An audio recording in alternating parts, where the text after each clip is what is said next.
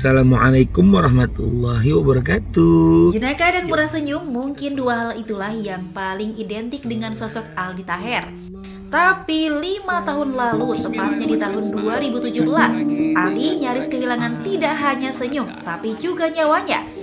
Ia divonis mengidap kanker kelenjar getah bening.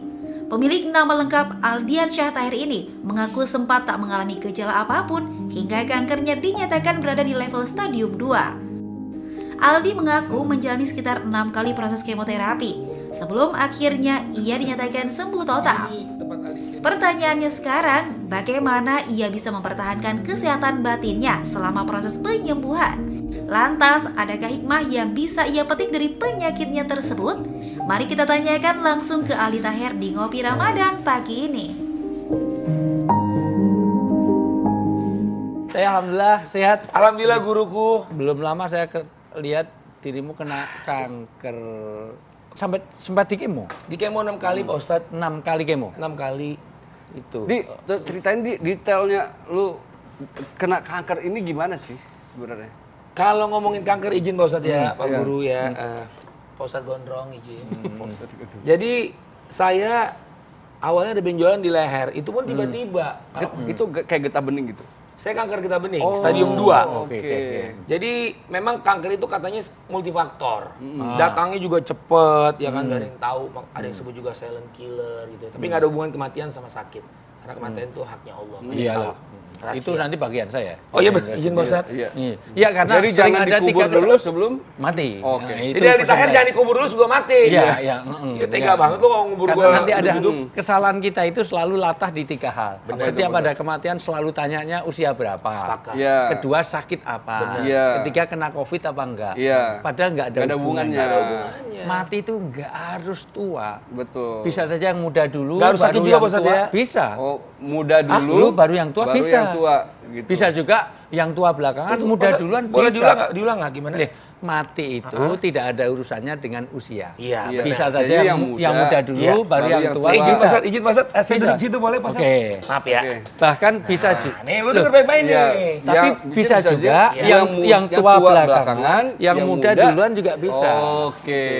Jadi posisi duduk tidak menentukan juga ya sebenarnya ya. Iya, karena mati itu bisa di tengah, bisa di pinggir, bisa di Coba ulang Pak Ustadz. Coba statementnya ulang. Ini nggak ada aman nih. Ini nggak ada adab nih nyuruh-nyuruh Pak Ustadz bolak-balik. Izin, nggak izin. Biar gua nggak duluan. Nggak, ini gue emosi nih. Duduk sini. Nggak, izin sekali lagi. Duduk kan? Enggak, bukan. Memang bukan, benar. salah. Nggak boleh emosi, Malaikat, bulan Ramadan. Malaikat Israel mau nyabut itu bisa depan dulu, bisa belakang dulu, bisa juga belakang dulu, baru yang depan.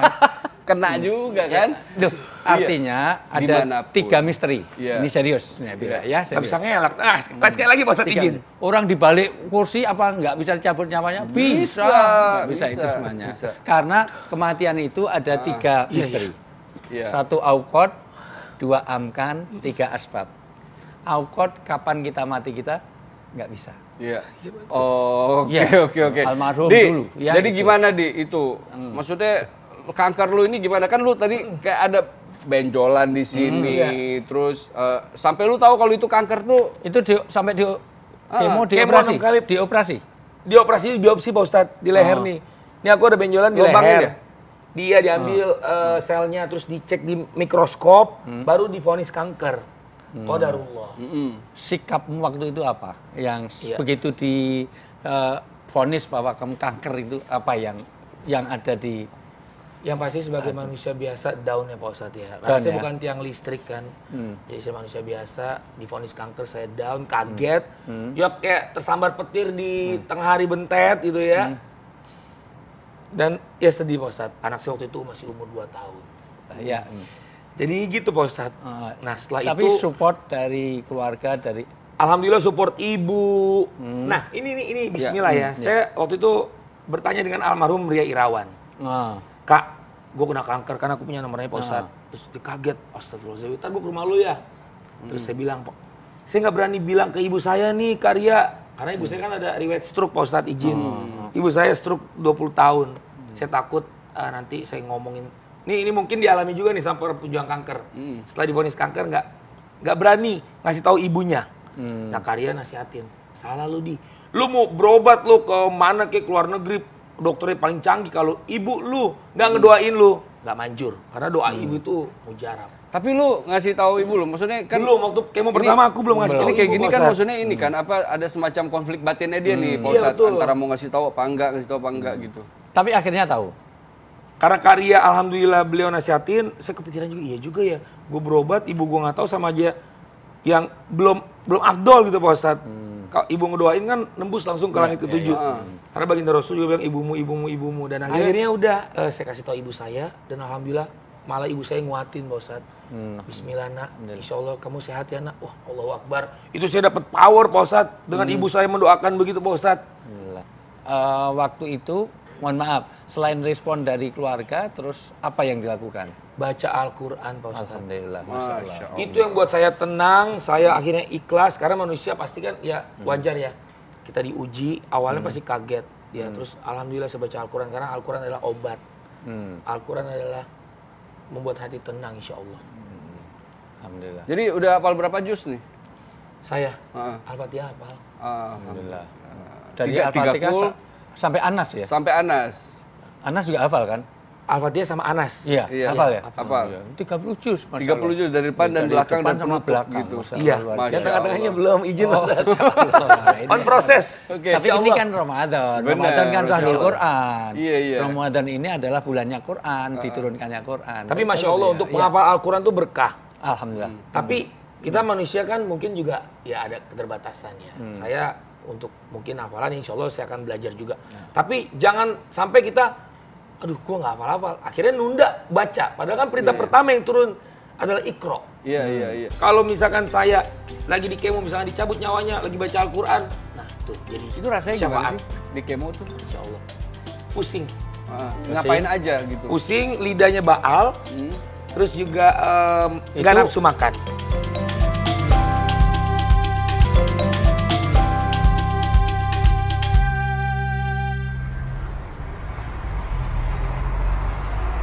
Aldi, tadi kan kita ngomong masalah tadi ada benjolan, terus udah gitu habis itu diperiksa sama dokter ternyata itu cancer. Nah, habis itu operasi. Nah, ini kita pengen ngomongin pasca Kemo. operasi nih ngapain aja, terus apa yang terjadi di dalam diri seorang Aldi Taher tuh dan hikmah apa yang didapetin? Ya, yang pasti ya sakit itu ya jadi penggugur dosa insya Allah. Nabi Ayub diuji sakit ya izin Pak Ustadz ya Masya Allah. lama dan beliau sabar. Alhamdulillah Berapa makanya tahun? Tahu nggak? 7 tahun. Sampai bahkan riwayat lain mengatakan sampai belasan tahun. Sampai buta matanya. Yang tadinya sehat segar bugar, diuji tapi tetap sabar. Masya Itulah Allah. Nabi Ayub alaihissalam. Masya Allah. Maka jangan mengutuk sumber bencana, jangan suudzon kepada Allah. Iya. Karena itu bagian cara Allah memberikan derajat kita. Idza ahabbaullahu qauman ibtalahum. Tanda cintanya Allah kepada hamba kadang-kadang diberi sakit. Iya. Terus gimana? betul. Nah, karena Nabi Ayub dikasih sakit, aku mikir gini Pak Ustadz, izin Pak Ustadz. Oh berarti sakit ini itu anugerah. Karena Nabi aja dikasih sakit.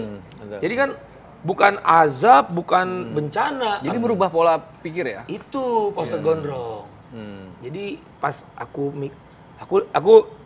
teringat riwayat Nabi Ayub kan dikasih sakit. Wah, berarti memang Allah sayang sama aku nih, alhamdulillah. Dan di situ ya aku jalani kemoterapi dan sambil baca Al-Quran terus. Karena Al-Quran obat. Nah, ini pasti ada yang bilang, obat gimana? Kan lu ke dokter juga. Obatnya kalau misalkan saya lagi di kemo misalnya dicabut nyawanya, lagi baca Al-Quran. Nah, tuh jadi Itu rasanya gimana syafaat. sih di kemo tuh? Insya Allah. Pusing. Ngapain aja gitu? Pusing, lidahnya baal. Terus juga nggak Itu- nafsu makan. Hikmahnya nih, Di. Hikmahnya. Hikmahnya ya itu tadi saya jadi lebih menghargai Alhamdulillah. kesehatan. Alhamdulillah. Allah uji saya dengan kanker. Alhamdulillah saya sembuh dari kanker. Obatnya Al-Quran. Nah, berarti kan Al-Quran ini punya banyak sekali manfaat. Alhamdulillah. Ustaz. Terutama maksudnya spesial case-nya adalah buat Aldi Taher gitu. Insya Allah. Karena dia rajin membaca Al-Quran, akhirnya maksudnya Al-Quran itu menjadi penyembuh. Iya, Gitu. karena itu ditegaskan dalam surat Yunus. Ya. Huda wasifa'u linas. Artinya Quran ini petunjuk dan obat untuk manusia. Lah obat itu semua penyakit. Oke. Nah, penyakit paling tidak obat yang di batin karena jadi hudan, jadi petunjuk. Oh, Gitu karena saya memang pernah dengar banyak sih Pak Ustadz, ada kejadian-kejadian misalkan contoh kayak Aldi Taher ya. Terus ada yang divonis apa gitu, terus akhirnya udah kita bismillah kita sembuhin dengan Al-Quran. Jadi baca Al-Quran terus tiba-tiba penyakitnya alhamdulillahnya hilang. Ada gitu. 3 wasilahnya lewat Al-Quran. Ya, ada 3. 1, ada kekuatan ilmiah. Ya. Kekuatan ilmiah itu kepada ahlinya. Kalau kamu misalnya sakitnya itu sakit jantung, ke ahli jantung. Sakitnya kesleo, jangan ke ahli jantung. Ke fisioterapi, pada ahlinya. Bisa tabib, bisa dokter, bisa ahli. Yang penting jangan ke dukun. Yang kedua, kekuatan alamiah. Alamiah ini disediakan obat. Kata Nabi, setiap penyakit ada obatnya. Masya Allah. Kalau dia cocok, dia akan sembuh. Dan obat tidak hanya di apotek. Bisa dengan herbal, bisa dengan apapun. Ini disediakan di alam dunia. Dia habatus sauda, itu. Kurma aja bisa jadi obat. Madu itu obat. Orang itu, mohon maaf, orang teknologi modern, dokter-dokter modern saja menyarankan madu. Karena itu juga dimana dalam Al-Quran. Yang ketiga adalah kekuatan ilahiyah. Kekuatan ilahiyah itu jangan lupa kalau kita sudah berobat secara ilmiah, berobat secara alamiah, tapi juga kekuatan ilahiyah. Ternyata orang rajin tahajud menjadi sembuh. Allah. Ternyata rajin baca Quran, orang yang tadinya asma berat, sering baca Quran. Ternyata ini ada orang yang asam uratnya itu tinggi, tapi dia ikut sunnah Rasul. Jadi setiap malam dia bangun minum air putih itu Rasulullah itu biasanya wudhu, sisa air itu diminum. Ternyata banyak minum di saat tahajud sembuh tanpaannya. Artinya dari sisi ini 3-tiganya harus kita lakukan. Oh, Masya Allah. Nah, tapi sebelumnya kita ngopi dulu nih. Insya Allah. Ini cara kita menghargai saudara kita nih, Fauzi. Bismillahirrahmanirrahim. Bismillah, yang menyembuhkan itu adalah Allah. Ya. Dan tetap kita ikhtiar ke dokter. Saya ikhtiar ke dokter. 6 kali saya kemo, alhamdulillah. Dan kenapa Al-Quran itu jadi obat? Insya Allah. Ya, dengan kita baca Al-Quran, hati tenang. Insya Allah. Udah, itu aja. Gak ada lagi tambahan lain nih. Semakin banyak bicara, semakin banyak kita hilang.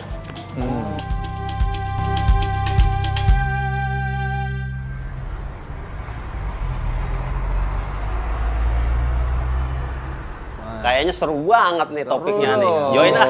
Ada yang nggak mau ditanyain? Ah, nggak ada. Ya udah. Soalnya nggak bakal tayang katanya.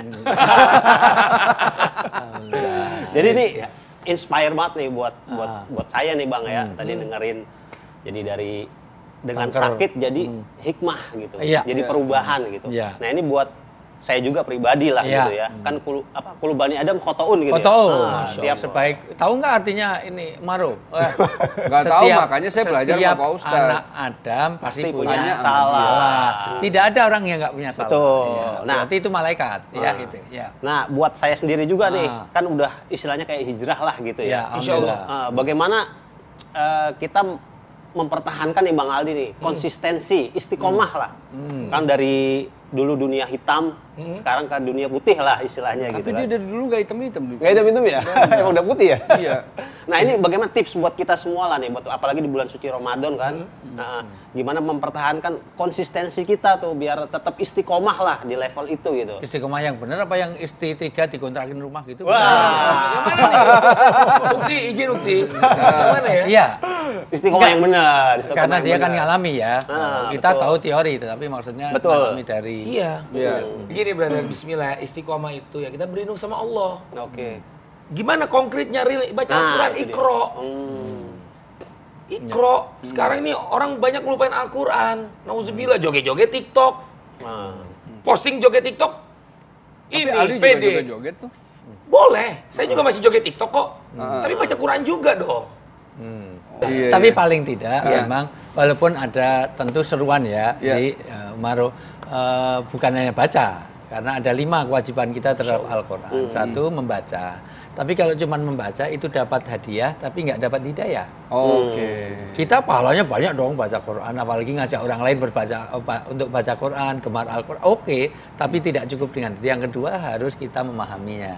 Karena Quran itu bukan hanya sekedar bacaan, tetapi way of life kan. Jadi dia harus dipahami. Yang ketiga dihafal. Mosok dari tahun ke tahun cuma trikul. Trikul. Kul au. Jadi tadi kan dari Al-Fatihah sampai Anas. Bukan sampai Al-Fatihah dan Anas. Yang ketiga, tidak hanya dihafalkan tapi dijalankan, diamalkan. Diyakini, diamalkan. Yang ini selain diamalkan adalah ditablighkan, disebarluaskan. Jadi Quran ini harus menyebar ke seluruh, karena nilai-nilai Quran ini nilai-nilai yang insya Allah itu satu universal, dua menyelamatkan dunia akhirat, tiga nilai Quran itu nggak ada yang beda di seluruh dunia. Quran itu sama nilai-nilai kebaikan. Ini biar menjadi berkah buat Aldi Taher juga gitu. Ada pesan untuk menyemangati para pejuang cancer di luar sana nggak sih? Bismillah. Bismillah, yang menyembuhkan itu adalah Allah, ya. Dan tetap kita ikhtiar ke dokter. Saya ikhtiar ke dokter. 6 kali saya kemo, alhamdulillah. Dan kenapa Al-Quran itu jadi obat? Insya Allah, ya. Dengan kita baca Al-Quran, hati tenang. Insya Allah. Udah itu aja. Gak ada lagi tambahan lain nih. Semakin banyak bicara, semakin banyak kita khilaf. Masya Allah, luar biasa Aldi Taher. Biasa di luar, Pak. Waduh. Pak Ustadz nih kesimpulannya gimana nih Pak Ustadz nih? Saya bukan kenal baru setahun 2 tahun. Sama. Zaman COVID belum ada COVID-an itu, saya sudah jadi host saya lama. Jadi prinsipnya bagus lah. Yang penting orang itu harus latar kabuna, tobak dan tobak. Harus ada peningkatan setingkat demi setingkat. Aldi yang sekarang harus lebih baik daripada Aldi yang kemarin dong. Ke depan harus lebih baik daripada yang sekarang. Ada lagunya Pak Ustadz. Aldi yang sekarang sama juga Aldi yang dulu. Tapi yang sekarang insya Allah baca Al-Quran, rekam posting. Masya Allah. Itu genrenya bukan genre saya, jadi saya nggak bisa apa. Ini dia lagi rekaman lagu baru Pak Ustadz. Ini lagu tegar. Yang kedua tentu bahwa sakit itu yang penting jangan kita bersuudzon kepada Allah. Karena sakit itu nanti di kesempatan lain paling tidak ada 15 pembelajaran dari sakitnya orang Islam. Sakit itu ada istighfar supaya kita banyak mohon ampun.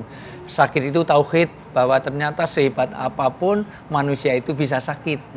Dan itu kadang-kadang mengingatkan pada keberagaman kita. Ternyata Allah itu maha segalanya. Orang sudah jaga kesehatan begitu rupa, sudah pakai masker, sudah ahli kesehatan, kena juga COVID. COVID itu kan nggak milih. Kalau milih cari yang koruptor, cari yang gitu dong. Tapi semuanya dapat. Artinya orang soleh dapat, orang yang non soleh juga, orang yang bejat juga kena segala macam. Maka itu harus menjadikan pembelajaran kita untuk lebih dekat kepada Tuhan, dekat kepada Allah, sarana untuk mendekatkan. Dan sakit wa idza maritu fa huwa yasfi. Jangan lupa yang menyembuhkan sakit itu adalah Allah. Lewat obat. Kalau Umaro dapat uang, kiriman dari orang tuanya, yang nganter Pak Pos. Tetapi yang ngasih kan bukan Pak Pos. Itu hanya dokter itu adalah wasilah. Mudah-mudahan ini jadi keyakinan kita sehingga meluruskan tauhid. Prinsip, saya senang dari Aldi dengan menyebarluaskan Al-Quran. Tapi juga dengan niat yang baik. Dua, dengan cara yang baik. Ketiga, tentu bukan saja untuk orang lain, tapi ibnak binaksi dari diri kita, keluarga kita, teman kita, apalagi teman-teman sejawat itu. Saya tidak bisa masuk di lingkungannya Aldi, tapi Aldi kan bisa masuk di lingkungannya. Mudah-mudahan jadi keberkahan. Amin. Tetap sehat, tetap itu. Masih tetap, guruku. Ya, insyaallah. Terima kasih Pak Ustadz. Makanya kita saat ini nih, insya Allah mudah-mudahan kita doakan nih saudara-saudara kita Pak Ustadz yang sedang sakit di bulan Ramadan ini. Insya Allah Allah memberikan kesembuhan buat mereka semua. Amin, insya Allah. Oke, Aldi Taher, terima kasih banyak. Pak Ustadz, terima kasih banyak. Sampai ketemu lagi. Yuk, kita ngopi lagi yuk. Keburu imsak. Bismillahirrahmanirrahim.